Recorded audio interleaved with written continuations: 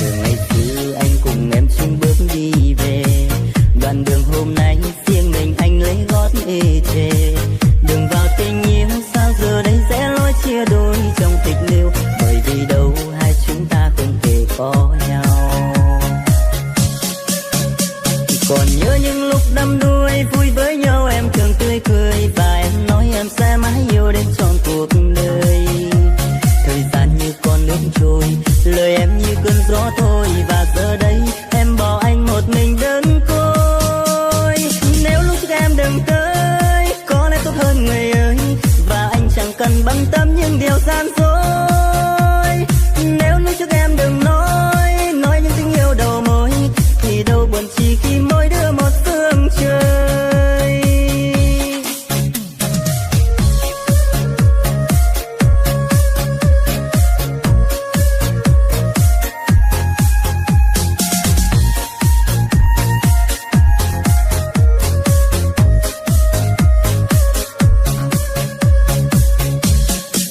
Chuyện tình ngày xưa mơ hồ như cơn gió vô tình, từng mùa đông qua luôn làm xe sắt trái tim mình.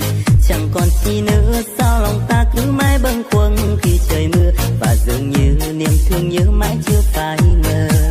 Đoạn đường ngày xưa anh cùng em chung bước đi về, đoạn đường hôm nay riêng mình anh lấy gót ê chề.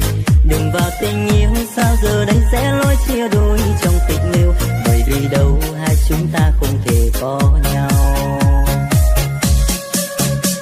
Còn nhớ những lúc đắm đuối vui với nhau em thường tươi cười, và em nói em sẽ mãi yêu đến trọn cuộc đời. Thời gian như con nước trôi, lời em như cơn gió thôi, và giờ đây em bỏ anh một mình đơn côi. Nếu lúc trước em đừng tới có lẽ tốt hơn người ơi, và anh chẳng cần bận tâm những điều gian dối.